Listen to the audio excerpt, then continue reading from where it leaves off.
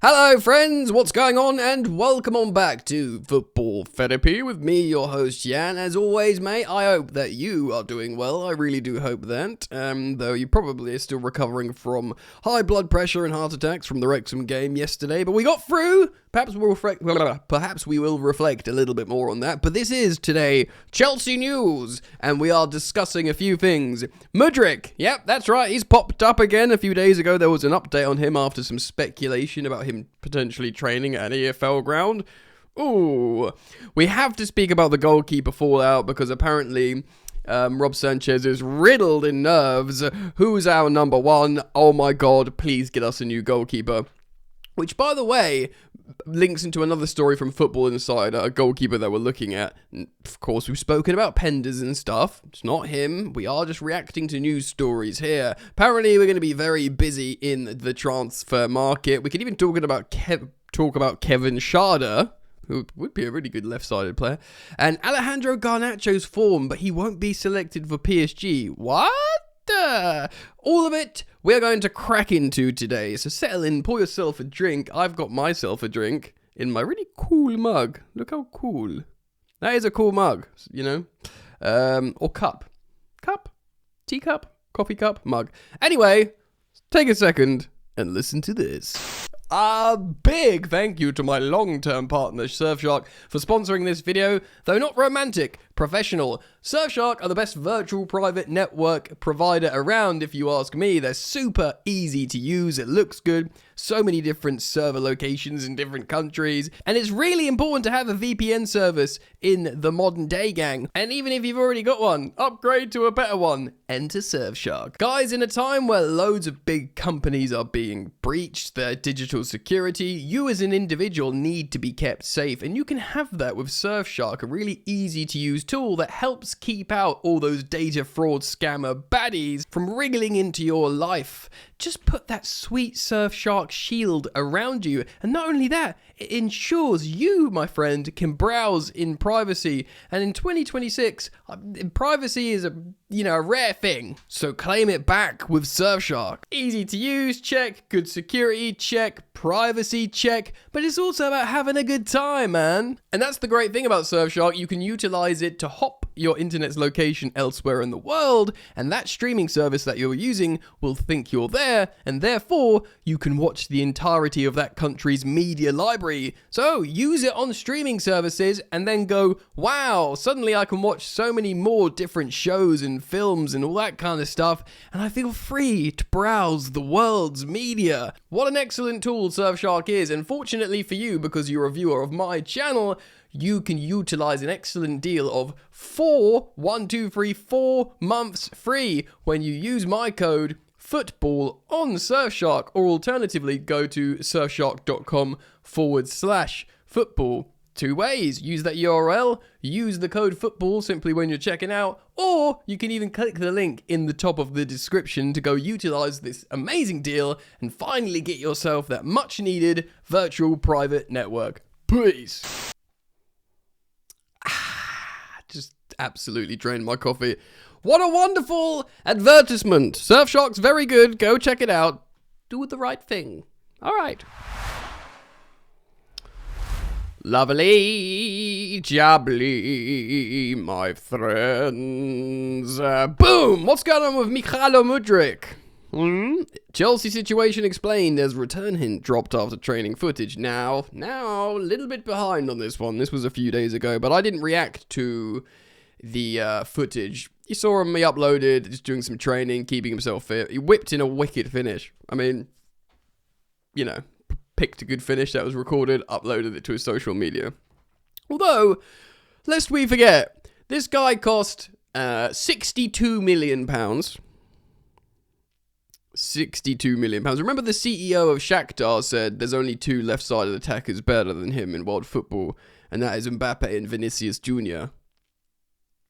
He was being spoken about very highly. I've gone into detail about Mudryk historically on the channel, about actually how he's just sort of raw talent, raw materials that needs to be refined and heavily coached. It was a little bit like left channel and Inshallah in terms of Shakhtar, how they played in the Ukrainian league after all the Brazilians left for the geopolitical reasons. Obviously, he stayed as a Ukrainian. And yeah, it was basically playing the left channel, let him run with the ball and hit it really hard. Let's read what Football.London is saying, though, shall we? Let's go through it together. So there's a little bit of a rundown of what you need to know. Of course, his long-term absence is due to November 2024.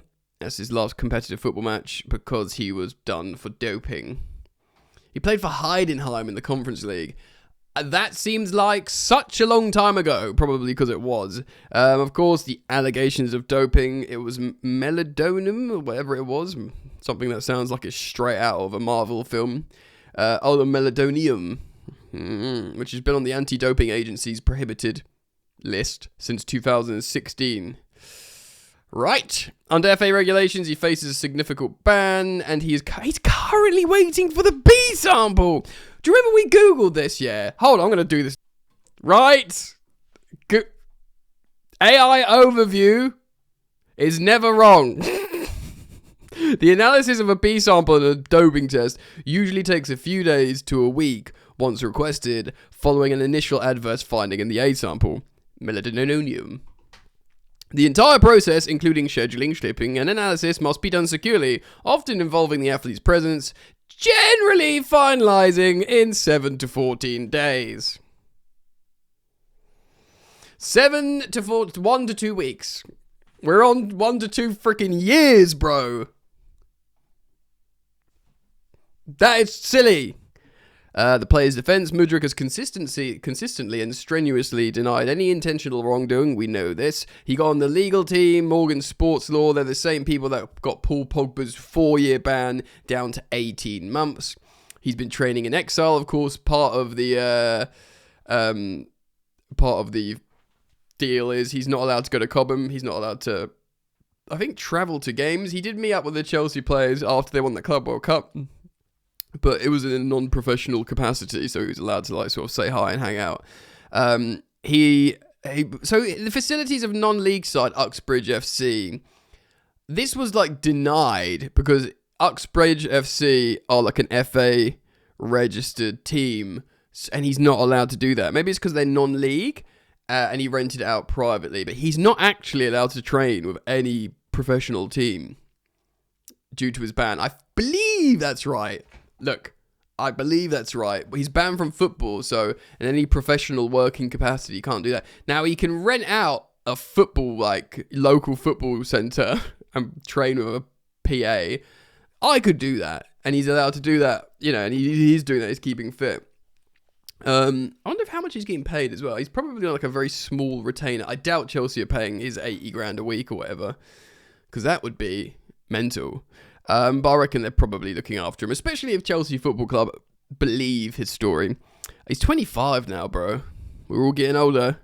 The 25-year-old recently broke his relative silence by sharing footage of a solo session with his... I turned Dutch again. With his 1.8 million followers. The video showed him performing sharp shooting drills, and he looks physically ready for a potential return. Chelsea's current head coach... tripping over my words on the first story, that's a good sign, has expressed a desire to speak with the player once the legal situation becomes clear. The club continues to support the FA's investigation while acknowledging Mudryk's difficult personal circumstances. Apparently, he Jesus, 1, 2, 3, me, testing voice. We don't know exactly what's happening. He wasn't training with an actual club. He's not allowed to do that.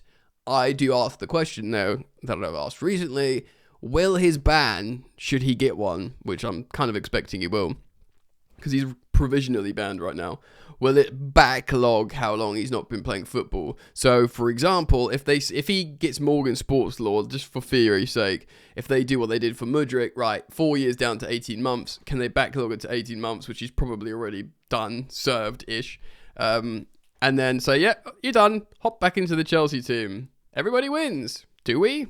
And will he play? I think he'll be useful. He's quite similar to Garnacho. Well, maybe not, because we did use Mudryk as actually in the middle at some point as a number 10. I think he could be really useful. Let me know your thoughts and let's move on.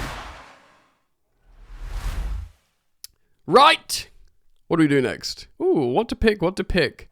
Let's start off with I'm not going to share this page, but the Daily Mail, Kieran Gill, Mail reporter, wrote late last night, I believe, Liam Rosenior this is about goalkeeping, spent much of his pre-match press conference talking up the importance of the FA Cup tie. Again, if you want my full thoughts on the Wrexham win, go and watch my match reaction to that. I urge you. I gently waft you over to that direction. In fact, good time to call to action.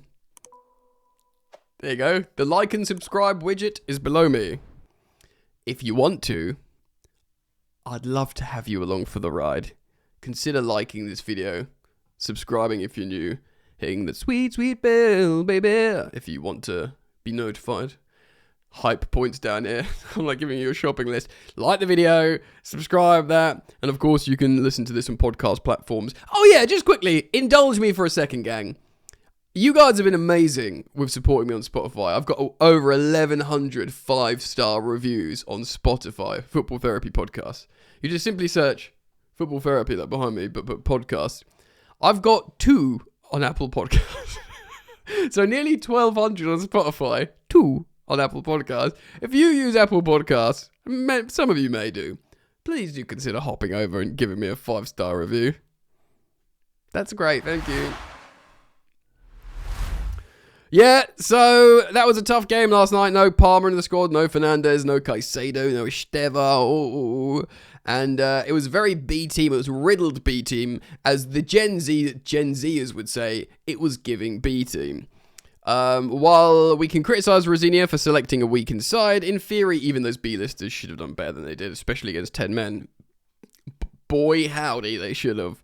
It was hard not to come out of the clash thinking of Chelsea's patchy recruitment, therefore. Yeah, I mean, this is like, you know, for every success story like Joao Pedro, there are too many that are not pulling their weight. Like, the main theme is, thank God we got out of there. Joao Pedro as well, good, you know. Good that Garnacho's found a bit of form, but there was so much negative to go with that game. Understandably, lots of frustrations. We avoided the embarrassment, get the hell out of there. And we avoided penalties as well. That would have been even worse in terms of how I feel today. Nervy Sanchez needs picking up. Sanchez had a poor game away at Arsenal when Chelsea conceded 2 goals. Yeah, he looked terrible. Confidence at the Emirates poor enough, and he was dropped for Philip Jorgensen, of course. We won 4-1 away at Aston Villa. In axing Sanchez, however, Rosenior seemingly dropped his confidence also. Here at Wrexham's racecourse ground, Chelsea's goalkeeper appeared to be riddled with nerves, as he was rarely sure of making the right decision. I don't care, right? He's 28 years old. He's played in the Premier League since he was like... We got to Brighton as a teenager, like a relatively young teenager. He's been in England for ages. He's been in the Premier League for ages. You've been in Chelsea, sort of half first team goalkeeper for ages. You've had long stints in goal. You've won a Club World Cup, best goalkeeper. Well, you're not some freaking 15-year-old that we're trying to give confidence and we're worried about his nerves. You're supposed to be like, coming in with your chest, like, I'm the Chelsea goalkeeper. Not, oh God, I've been dropped and I'm going to throw the ball around. Look, no disrespect to Sanchez, who, by the way, has the capacity to be excellent in terms of saves, and every now and again he can pass a good ball, and we all like how when he's confident, which is not all the time, he can claim a cross from a corner. Great! Well done to you, sir. I'm done. The end of season review has been expedited to the 8th of March. Sunday, 12:12 p.m. And I'm done, bro. We've done videos recently about how Mike Penders is being earmarked for the next, Chelsea goalkeeper. Will he be ready as early as next season? I've spoken about that recently. But my giddy aunt, mate, she's off her nut. She is. I'm done. I mean, look, it was a backline of horrors in terms of, Tosin. And again, let's dig out Tosin for a minute. Like while I'm doing this, I like him as a guy. He seems to be a really good leader. The way he protected and stuff for Jesse Derry. He's imposing. Apparently, he's smart. He's intelligent. He represents the club well. He speaks well. Great. I just don't think you're good enough, man. You were a free transfer. You obviously chose to come to Chelsea. I think you've had a good time here. I know you're like Palmer's support player, which is great. But I don't know, man. I just don't.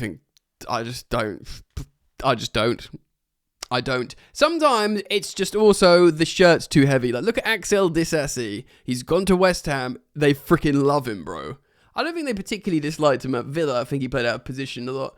But the like clean sheet record pre-Disasi and post-Disasi at Aston Villa, it looks like he's just fitting in there. Tosin can go and do the same. Go and be that guy. But for us, we need centre-backs that can control the game and, you know, bring a certain calmness. And it's the same with the goalkeeper. It's just creating this existential nightmare about, you know, who's going to freaking play in goal against PSG. And I've seen lots of like big Chelsea voices have different opinions on this, man. Because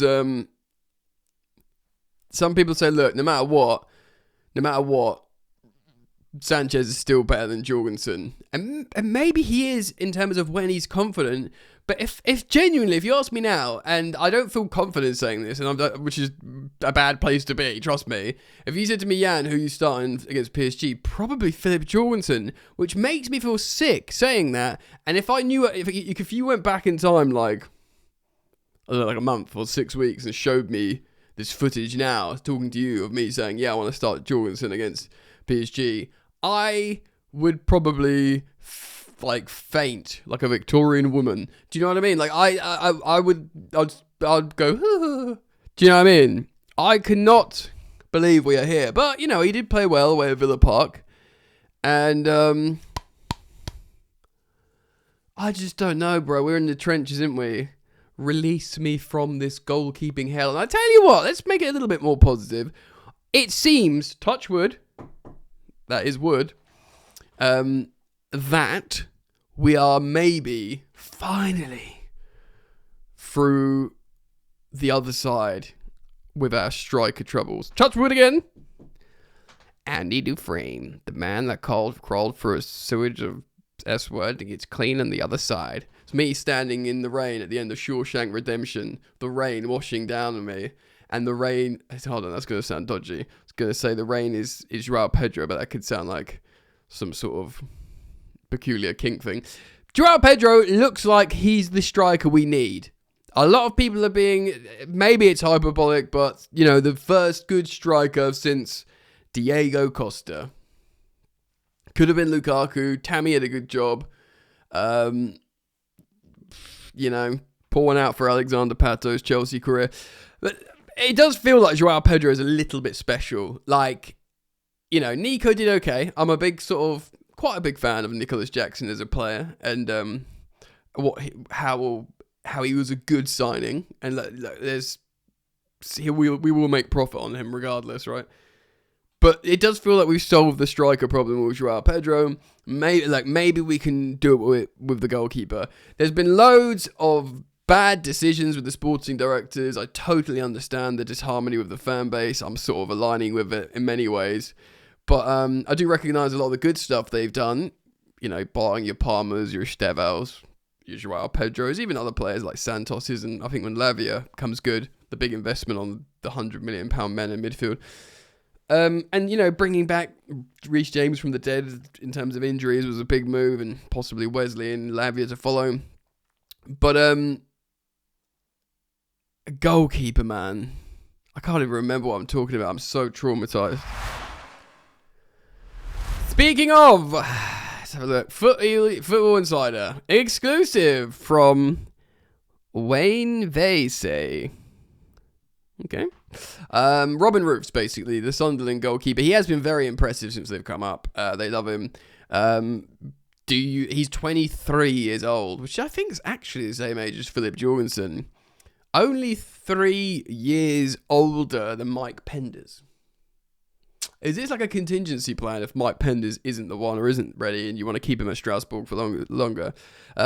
Chelsea are accelerating their concrete interest in Robin Roofs. Sources have told Football Insider. The Stamford Bridge this is going to be a long video. The Stamford Bridge recruitment team are prioritising the signing of a new goalkeeper this summer who is capable of being the new number one. Penders. So, Chelsea scouts being capable... they're saying he's been outstanding. Outstanding's been thrown around a lot, isn't it? I mean, he has had a really good season. There is, however, intense interest from on the radar of Liverpool and Man City. Hold on. Pump the freaking brakes here. Yeah. Liverpool have Alisson, and they spent loads of money on Mamadashvili. Man City have Gianluigi Donnarumma, and they spent loads of money on Trafford as well. Chill out, boys. Why are we all... feels like we're all just flying over mid-goalkeepers. What's happened to football? No offence to Robin Roofs, he is probably quite sick. I'm sure there'll be stories moving forwards that demonstrate his strong data and metrics. But maybe we'll sign him. And apparently, let's hop over to this. Zing! Again, Football Insider. This time it's Kieran Morrison. Chelsea will be very busy in the transfer market after confirmed news. Now, this is coming from a chap called... Well, by the way, it reiterates the pre-tax loss on the UEFA thing. £342 million for the previous season. We've since covered that. Apparently, there's mitigating circumstances.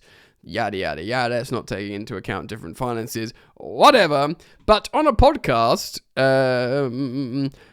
Everton's former chief, Keith Viness, he was a CEO at Goodison Park for a few years, for 5 years. Apparently, he's well integrated in football. He believes Chelsea will be very busy in the transfer market, he told Football Insider. He told them that they've done things like the hotels and selling yada, yada, yada. He says, hold on.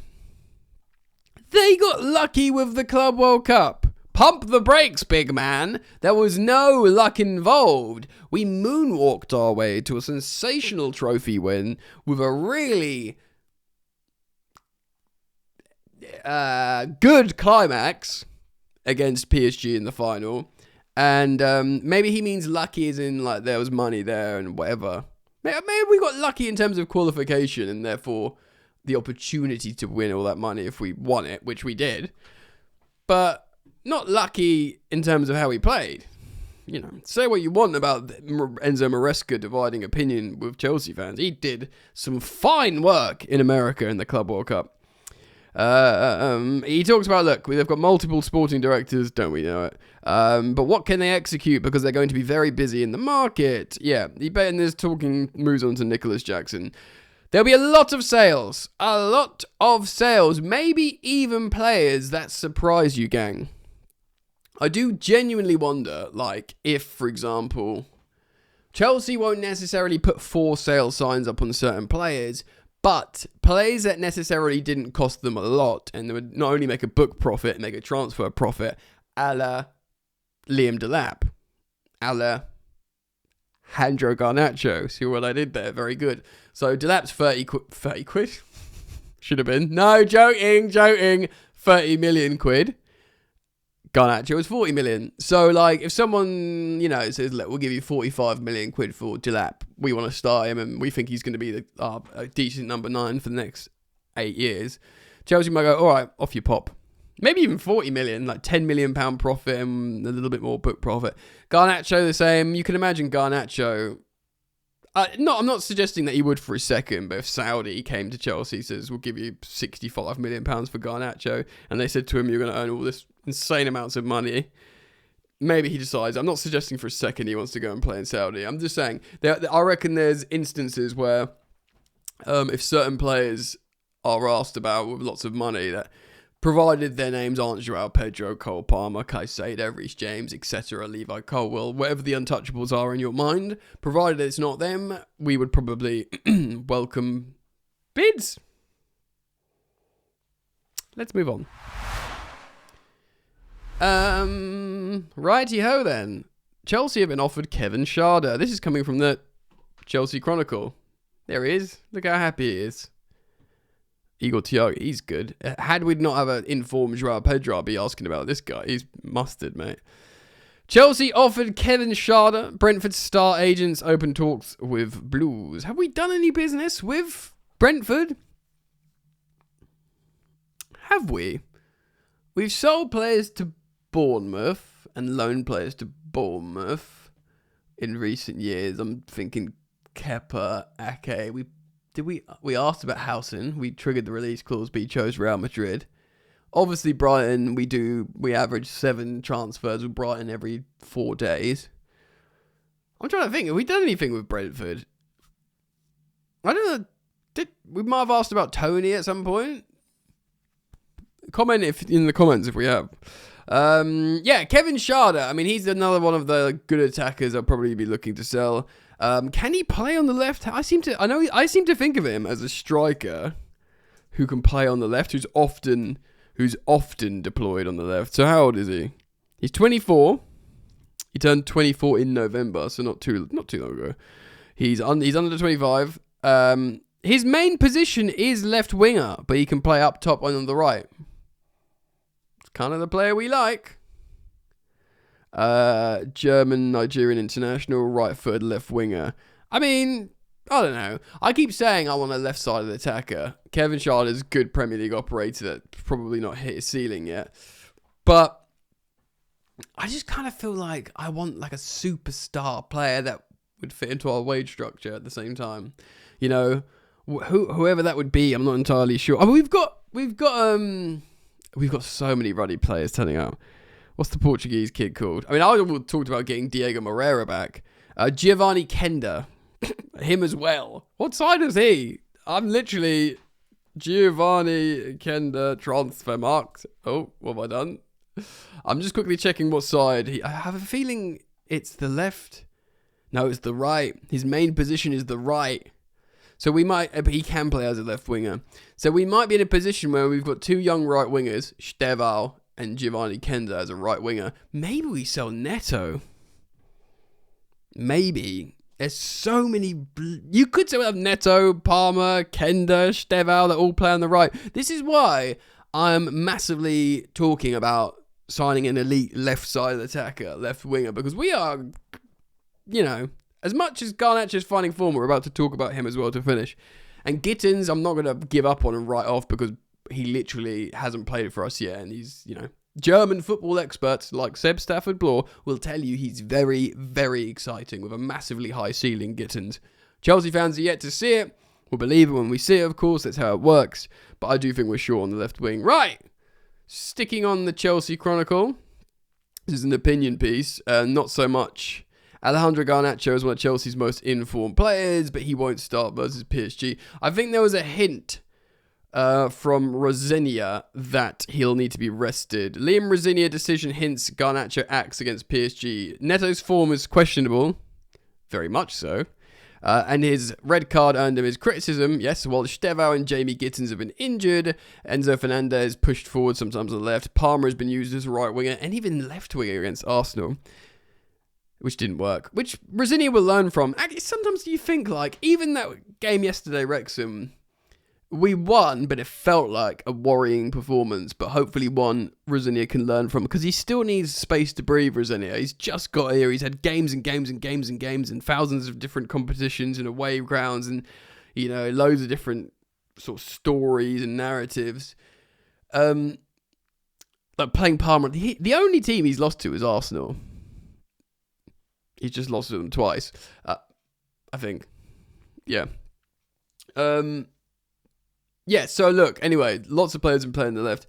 So with Garnacho playing 120 minutes after playing, I think, 90 minutes, I think he will be rested for PSG. So it's like a little speculation game. Who do you play in the front three? Well, obviously, Joao Pedro starts. I wonder genuinely, right, if... I'm not sure we'll want to see it, but I wonder if Neto starts on the left, Palmer in the middle, and Estevao on the right. It's very attacking, but we want pace in behind and stuff, so you kind of want Neto, I guess. He's very fast.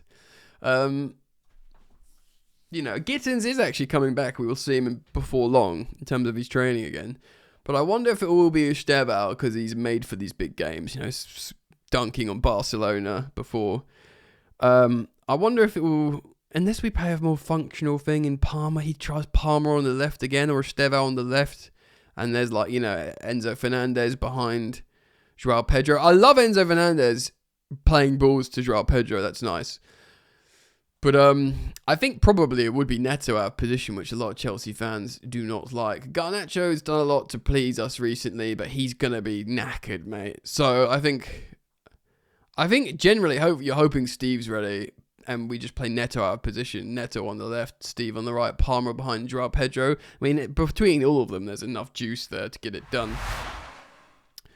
Alright, mate, it's been a lovely long video / podcast. I hope you've enjoyed it. I certainly have enjoyed recording it. Let me know by commenting, liking and subscribing, following and 5-starring on your podcast apps, and do genuinely check out a Surfshark if you're yet to do so. Use my code FOOTBALL when you check out for 4 months free. I genuinely use it all the time for doing the media things as well, and I do whenever if you're watching football online, you want to protect yourself from the bad stuff, it is genuinely very good. So go check out Surfshark, link in description. Alright, mate. Peace.